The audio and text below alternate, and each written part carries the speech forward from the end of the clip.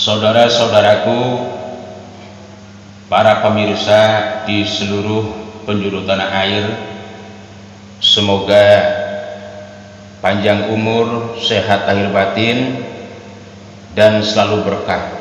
Amin. Al-Fakir akan memberikan materi sedikit, semoga bermanfaat untuk para pemirsa. Diterangkan di dalam kitab I'anatul Talibin, syarahnya kitab Fathul Mu'in, kalau tidak salah juz 2. Ada seorang soleh ahli ibadah bermimpi di mana isi impiannya bertemu dengan ahli kubur pada satu taman kuburan. Ia melihat ahli kubur dalam keadaan gaul. Juga mereka berebut kiriman pahala dari ahli dunia. Ada kemungkinan berebutnya mereka karena keluarga yang ada di ahli dunia lupa kepada ahli kubur, ataupun faktornya tidak lupa, namun kepada seluruh ahli keluarga yang ada di dunia, mereka bagian di antara orang yang tidak ada ketaatannya, kebaktiannya, kebaikannya terhadap ahli kubur. Mungkin berebutnya pahala mereka barangkali karena faktor dapat seguran doa dari kaum muslimin muslimat. Ada satu orang yang tidak ikut gaul, yang tidak ikut berebut kiriman pahala. Kemudian ditanya, "Hai fulan, mengapa engkau tidak ikut gaul berebut kiriman pahala?" Dia jawab dengan tegas, "Ana ghaniyun, saya sudah cukup." Tercenganglah dengan jawaban tersebut, langsung bertanya berikutnya, "Dari mana Anda cukup di alam kubur?" Lalu ia menceritakan, "Alhamdulillah, saya punya anak masih hidup. Ia punya profesi sebagai pedagang kue zalabiyah yang bulat dari ketan dibastak dengan gula merah. Katakan saja Al-Fakir bahwa ia dagang di pasar Serpong. Sambil menunggu dagangannya, karena solehnya ini seorang pemuda, ia manfaatkan untuk berzikir kepada Allah. Lalu nilai-nilai bacaan zikir itu ia niatkan pahalanya disampaikan kepada orang tuanya di alam kubur. Impian seorang soleh yang ahli ibadah, maka dia terbangun dari tidurnya dengan penasarannya. Saat pagi hari ia langsung bergegas menuju ke pasar Serpong. Ia mencari dari pojok ke pojok, disisir di manakah seorang pemuda yang dagang kue zalabiyah. Maka ditemukanlah. Dari jarak jauh dia sudah melihat, oh itu pemuda yang dagang kue zalabiyah. Dari kejauhan ia lihat seorang pemuda, lisannya dengan tiada henti-hentinya bergerak.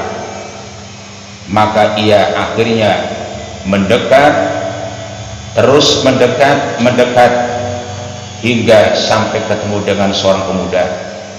Lalu uluk salam, "Assalamualaikum. Wahai pemuda, saya tatap dari kejauhan, kamu tadi tidak ada henti-hentinya lisan bergerak. Apa yang sedang kamu lakukan gerangan?"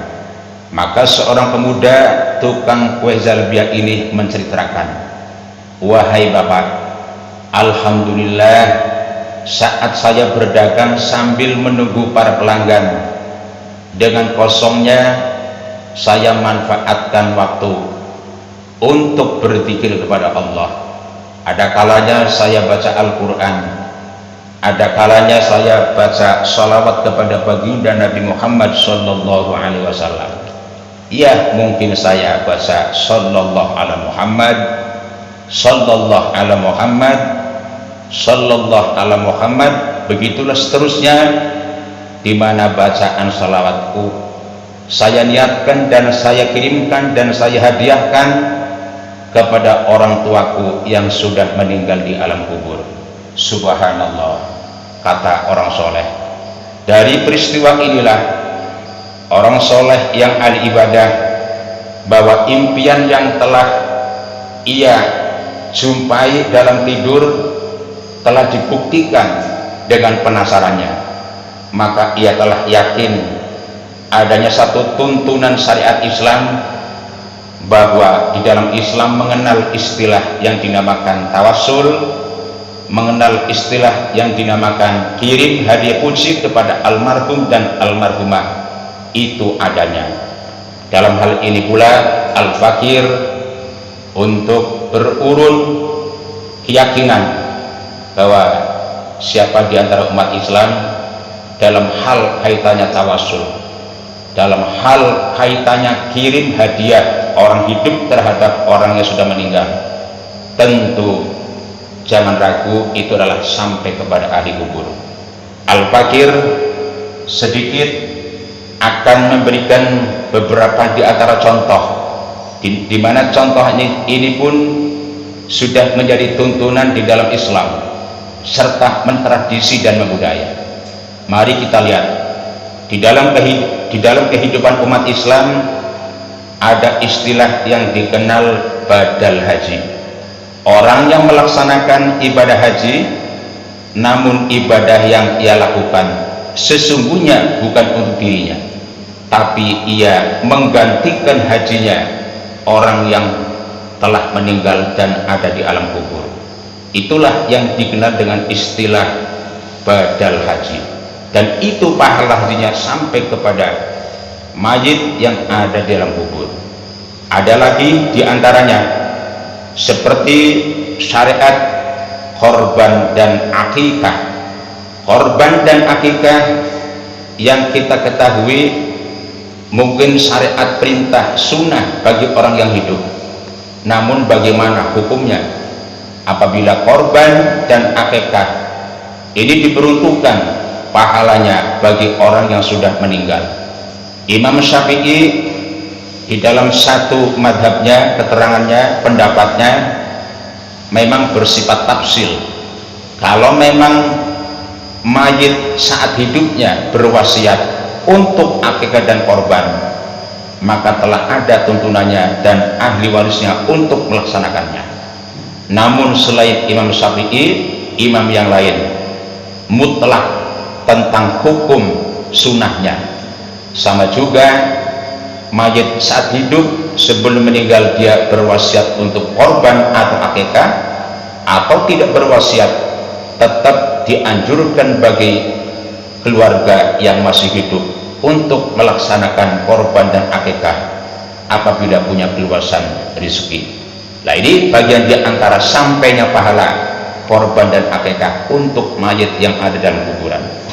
Bagian di antaranya lagi yang terkait dengan sampainya pahala, seperti baginda Rasul telah memberikan tuntunan saat kita akan masuk ke taman kubur.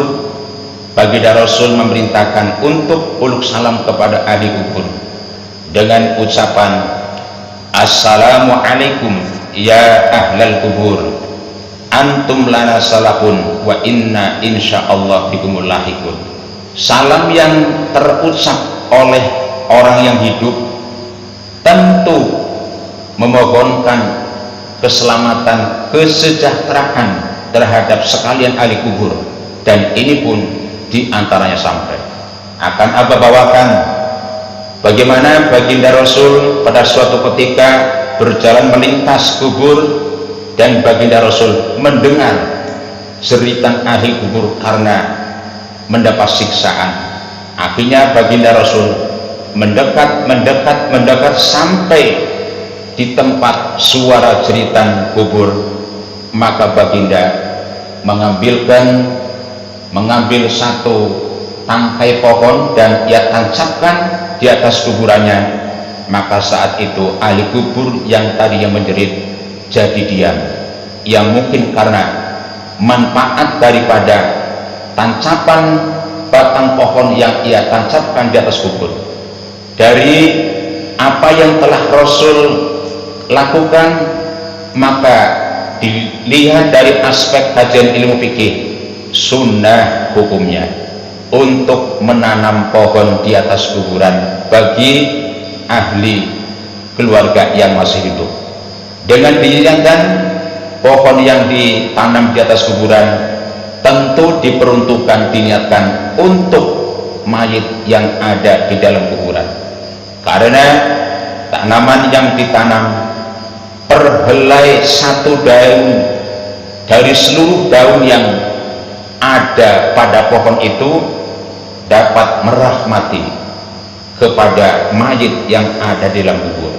Sampai juga diterangkan dalam kajian ilmu fikih, barang siapa yang memetik satu helai daun di mana pohon itu sengaja ditanam oleh ahlinya dengan maksud tujuan untuk merahmati kepada mayit, kok dipetik oleh siapapun, maka haram hukumnya memetik satu daun sekalipun. Mengapa? Karena sama dengan telah mendolimi kepada mayit yang ada di dalam kuburan. Kalau saja satu pohon itu jumlah daunnya itu ada 100 helai daun, dengan dipetik satu, otomatis semula yang memintakan rahmat kepada Allah 100 daun, maka sesungguhnya sudah mulai kurang yang memohonkan rahmat kepada ahli kubur. Dengan kurangnya karena kita petik daunnya itu, maka oleh karenanya hukumnya zalim orang yang telah memetik daun, apalagi kalau petiknya lebih dari satu. Itulah fikih telah menuntun, telah memberikan satu ajaran terkait dengan paham bahwa adanya satu paham Islam ahli sunnah wal jamaah terkait dan yang ada pada masalah tawasul, kirim hadiah puji, itu sampai kepada ahli kubur.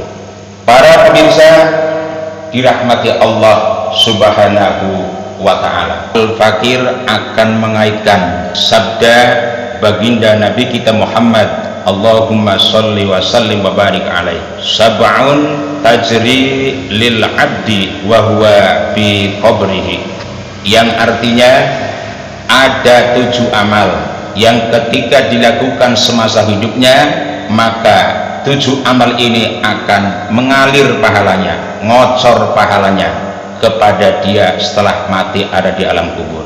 Apa saja satu di antara 7 amal itu yang telah baginda Rasul sabdakan? Yang pertama ialah mayit dalam kubur yang meninggalkan, yang mempunyai anak yang soleh, tentunya anak yang selalu taat bakti dan mendoakan kepada kedua orang tuanya. Beruntunglah, berbahagialah wahai para orang tua yang ketika diri Anda sekalian mempunyai anak soleh, karena setiap yang dilakukan, yang dikerjakan oleh anak dan semua anaknya, di mana mereka telah berbuat kebaikan, dari mulai anaknya rajin sholat, rajin puasa, rajin berzikir, rajin bersedekah dan lain sebagainya. Di samping Allah akan memberikan pahala secara khusus kepada dirinya, maka orang tuanya lah di dalam kubur ikut mendapatkan kocoran pahala yang dilakukan oleh anak itu. Bagian yang kedua di antaranya ialah man bana masjidan, orang yang saat hidupnya punya amal bangun masjid. Tentu bangun masjid tidak semua, mungkin amal yang ia berbantukan ke masjid, mungkin memberikan wakaf tanahnya, atau sebagiannya ada di antaranya yang telah membangun atau membantu kebutuhan macam-macam materialnya, mulai dari batu, semen, batako, kayu, genteng, dan lain sebagainya. Masjid jadi tentu luar biasa manfaatnya, karena itu tempat digunakan untuk sholat maktubah umat Islam. Di sana tempat juga digunakan untuk berwudu dengan sejumlah orang yang sholat di masjid, belum lagi yang sholat sunnah, belum lagi yang berzikir di dalam masjid, belum lagi yang sedang beriktikaf di masjid. Sementara masjid terbangun, terwujud, ada bagian wakaf di mana mayit yang ada dalam kubur semasa hidupnya pernah membangun masjid. Maka itu semua kebaikan yang telah diperbuat oleh ahli masjid, dia akan ngocor pahalanya, akan ngalir pahalanya kepada ahli mayit yang pernah membangun masjid.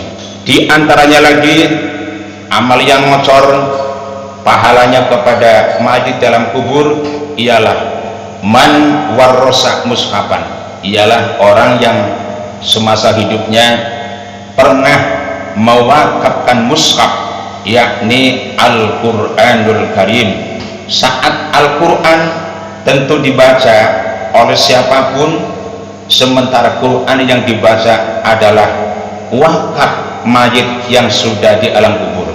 Tentu mayit yang ada dalam kubur akan mendapatkan kocoran pahala, akan mendapatkan pula aliran pahala. Beruntunglah serta berbahagialah yang semasa hidupnya punya kesempatan untuk banyak-banyak berwakaf. Bagian diantaranya lagi ialah man hafaro bikron, yang semasa hidupnya pernah mewakafkan sumur. Para pemirsa, bayangkan ketika sumur di dalamnya terdapat air, dan air itu adalah lambang kehidupan, tentu mempunyai kemanfaatan yang sangat luar biasa. Satu orang butuh air digunakan katakanlah untuk minum, tentu di situ ada kebaikan, di situ pula ada pahala. Belum lagi sumur yang digunakan airnya untuk masak, untuk nyuci, untuk ngepel, untuk bikin kue, untuk mandi, untuk istinja, untuk wudhu. Tentu seluruh kemanfaatan air yang digunakan oleh orang yang hidup, maka mayit yang ada dalam kubur karena dirinya lah yang telah mewakafkan sumur, Anda akan mendapatkan kocoran pahala sampai ke alam kubur. Subhanallah. Di antaranya lagi ialah man haro nahron, ialah orang yang saat hidupnya membuat atau memperbaiki fasilitas umum atau pasung. Apa itu bagian di antara fasilitas umum? Tentu sangat banyak sekali para pemirsa. Sebut saja got, saluran air, itu bagian di antara fasilitas umum yang akan menjadikan kehidupan masyarakat yang di sekitarnya akan nyaman, tidak terancam, tidak ada gangguan, karena air ketika turun hujan tidak terjadi banjir. Maka lancarnya fasilitas umum berupa got inilah yang membuat mayit yang sudah ada dalam kubur, tentu nilai kebaikan yang ia perbuat di dunia dengan lancarnya air di got, di saluran, di sungai, dia akan mendapatkan kocoran pahala. Subhanallah. Termasuk di dalamnya adalah jembatan. Bisa bayangkan para pemirsa, andaikan sambungan antar daerah dengan daerah, antar kabupaten dengan kabupaten, antar kecamatan, antar desa, untuk menyambungkan hajat manusia dari satu tempat menuju ke tempat yang lain, itu butuh dengan ada jembatan. Bayangkan kalau tidak adanya jembatan, di sana itu akan ada dampak, ya, terputusnya komunikasi, terputusnya peredaran ekonomi. Tapi dengan jembatan itu kokoh, maka semuanya jadi lancar. Maka kelancaran itulah merupakan satu kebaikan. Nah, kebaikan itulah dari pahala, maka pahala itulah akan ngocor kepada mayit yang telah ikut serta memberikan sumbangsih membangun jembatan. dan yang sepadan dengan fasilitas umum, apalagi yang sekiranya fasilitas itu bermanfaat, tentunya digunakan oleh umat manusia, khususnya oleh umat Islam. Apakah itu bangun musola, bangun majlis taklim, dan lain sebagainya. Di antaranya lagi ialah orang yang telah man gorosanahlan, orang yang saat hidupnya rajin bercocok tanam.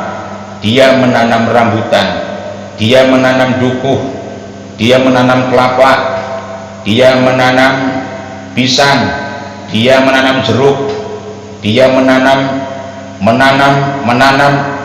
begitu masih banyak yang ditanam dengan rajinnya dia, aktifnya dia semasa hidupnya.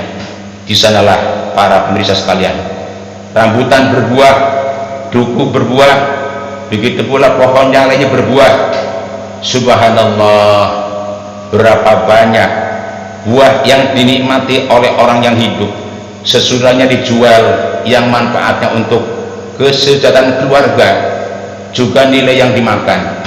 Sampai-sampai para pemirsa, ahli kubur di tengah malam, katakanlah jam 3, saat dimana dia akan terkena siksa, pukulan siksa dari dalam kubur, disanalah datang dengan penjelmaan yang menghadang-hadangi, menghalang-halangi pukulan siksa.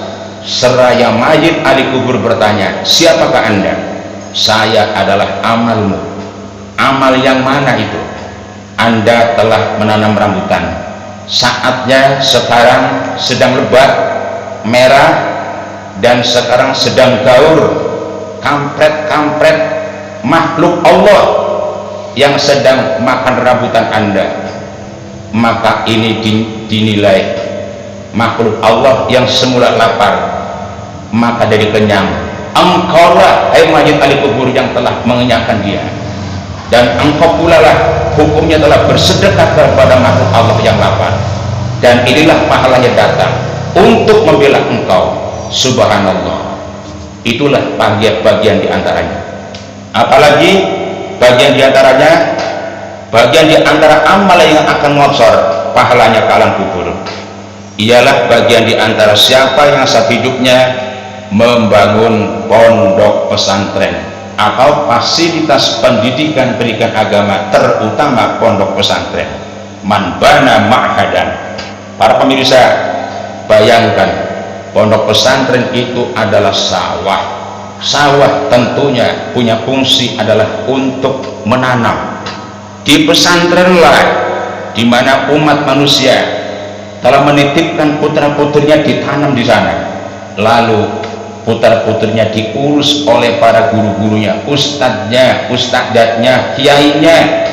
Awal dia berangkat meninggalkan kampung ke pesantren, tentu belum mengenal Allah, mereka jadi kenal kepada Allah. Mereka belum kenal Al-Quran, kemudian bisa baca Al-Quran. Mereka belum bisa wudhu, sholat, dan lain sebagainya. Dia telah bisa melaksanakan rangkaian ibadah dengan baik. Dia akhlaknya gersang, setelah ke pondok berubah menjadi baik akhlaknya. Walhasil pondok pesantren, di sanalah sawah yang mencetak putra-putri anak bangsa yang tentunya mempunyai harapan masa depan. Berapa banyak di antara santri di dalam pesantren, di mana di pesantrennya di sana semuanya sholat, di sana semuanya wudhu, di sana semuanya ngaji, di sana semuanya zikir, di sana semuanya berbuat baik. Maka berapa banyak di antara santri yang telah berbuat baik, dan siapakah yang bangun pesantren itu? Maka siapa pula yang bangun telah mati, maka pahalanya ngocor kepada yang pernah bangun pesantren atau tidak bangun pesantren secara utuh, tapi tentunya ikut membantu, ikut menyumbang bagian di antara material terwujudnya bangunan pondok pesantren untuk putra-putri anak bangsa. Para pemirsa yang dirahmati oleh Allah Subhanahu wa Ta'ala, karenanya Al-Fakir ingin berpesan, juga ingin menyampaikan dorongan. Kesempatan kita masih diberikan hidup, apalagi dengan hidupnya kita punya keluasan. Manfaatkan kesempatan ini, tidak akan terulang setelah kita sudah masuk di alam kubur. Lebih-lebih apabila keluasan rezeki kita sementara di bulan suci Ramadan, setelah kita sudah melaksanakan seluruh rangkaian Ramadan, mulai dari puasanya, tarawehnya, i'tikafnya, tadarusnya, sedekahnya, kemudian kita sudah membayar zakat mal, yakni zakat harta, kok masih punya keluasan. Kesempatan momentum ini jangan kalian sia-siakan. Banyaklah untuk berwakaf. Tentu makna wakaf jika dibandingkan dengan istilah infak dan sedekah, korban dan akikah, tentu akan punya makna dan status bobot yang berbeda para pemirsa. Kalau yang punya kelebihan, silakan kalian untuk berikan kesempatan keluasan rezeki itu. Kalian infak, kalian sedekah, tapi lebih menggigit, niatkan saja untuk wakaf. Tentu kepada siapa dan di mana? Ketika kepada siapa dan di mana, maka Al-Fakir menganjurkan, lihat di kampung kalian, di desa kalian, di mana kampung dan desa kalian ada di antara panitia pembangunan sarana agama, musolakah, majlis taklimkah, madrasahkah, masjidkah, di sanalah kalian bergegas untuk mewakafkan semampu kalian. Apakah itu semennya, apakah pasirnya, apakah batunya, apakah gentengnya. Lebih dari itu, kalau kalian mewakafkan tanah, andai kata di kampung kalian sudah tidak ada yang karena sudah terselesaikan bangunan misalkan, lalu kemana lagi saya akan berwakaf? Datang saja ke Pondok Pesantren As-Sa'adah Puri Serpong, Tangsel, Banten. Insya Allah pondok ini masih banyak membutuhkan. Bagian di antaranya ada satu rencana, ialah ingin adanya program perluasan tanah. Datang saja ke As-Sa'adah, Bapak Kiai, saya punya uang enggak sampai 10 miliar, ini ada uang cuma 5 miliar. Dengar-dengar katanya As-Sa'adah sedang ada program perluasan tanah untuk wakaf. Niatkan Anda kepada kiainya, Pak Kiai, saya wakaf, saya menyerahkan uang 5 miliar. Lalu saya minta kepada Pak Kiai, belikan tanah oleh Pak Kiai, kemudian akan saya niatkan tanah itu untuk wakaf kepada Pondok Pesantren As-Sa'adah yang Bapak Kiai asuh. Saya pesan, niatkan kepada wakaf. Mengapa jangan diniatkan sedekah infak? Maka karena dengan niat wakaf, di sini ada aturan sendiri, kaidah sendiri, syarat sendiri. Barang siapa yang telah menyumbangkan hartanya dengan niat wakaf, maka harta yang telah Anda wakafkan, wahai para pemirsa, itu hukumnya sudah milik Allah secara mutlak. Dalam arti lain, harta yang telah diwakafkan tidak boleh diperjualbelikan, tidak boleh dihibahkan kepada siapapun, serta tidak boleh untuk diwariskan kepada ahli warisnya. Baginda Nabi telah bersabda, la yuba'u wala yuhabu wala yurasu. Harta yang telah diwakafkan hukumnya tidak boleh diperjualbelikan, haram hukumnya. Harta yang telah diwakafkan tidak boleh untuk dihibahkan kepada siapapun, haram hukumnya. Serta harta yang telah diwakafkan pula tidak boleh untuk diwariskan kepada ahli warisnya, karena harta itu sudah milik Allah. Tentu kalian yang telah mewakafkan aman, dan pahalanya menanti setelah Anda masuk ke liang kubur pasti akan mengocor terus menerus menjadi pembela Anda, dan akan memberikan teman Anda, penghibur Anda di alam kubur nanti. Semoga materi yang Al-Fakir sampaikan dalam kesempatan ini memberikan kemanfaatan terhadap diri, kepada keluarga, dan kepada para pemirsa dimanapun Anda saja berada. Semoga kita semuanya oleh Allah selalu diberikan panjang umur, sehat lahir batin, berkah, dan kita selalu mendapatkan taufik dan hidayah, sehingga kita untuk bisa banyak berbuat baik kesempatan selama kita masih hidup. Amin, amin ya rabbal alamin.